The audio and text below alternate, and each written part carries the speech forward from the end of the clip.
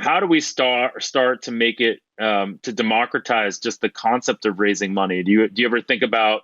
I mean, I think about just the advantages that I've had being in Silicon Valley and being a repeat founder and being able to raise money, where raising money is not an obstacle often. But when you think about sort of the world of venture capital, it's almost unfair that we get this opportunity to get access and get these mentors. And so if you think about someone that isn't necessarily from the same, quote unquote pedigree, how do you think about ways that they can sort of level the playing field for themselves, or even just things that we can do? I mean, I work for Microsoft now, and we're looking for opportunities to create more innovation by leveling that playing field. So as you think about getting approached by a founder who, is lucky enough to get a conversation with you, what kind of advice would you give them as they think about things like, networking and raising money and getting a mentor?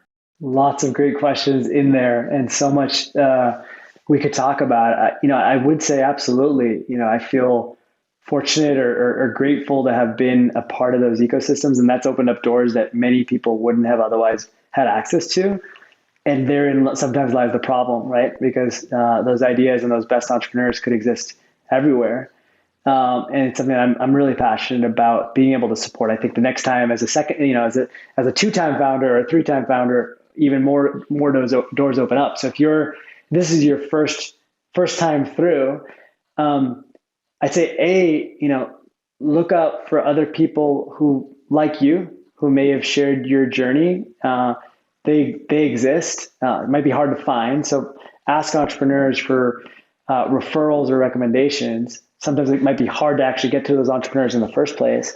I think from a systemic standpoint, we can, as an industry, as an ecosystem, do a much better job of diversifying the talent at all levels, whether it's leadership teams for startups, whether it's the actual investment groups, but really being explicit about creating more diversity and more diverse perspective. And that diversity can show up in a lot of different ways, whether it's racial, ethnic, but frankly, along a number of different dimensions.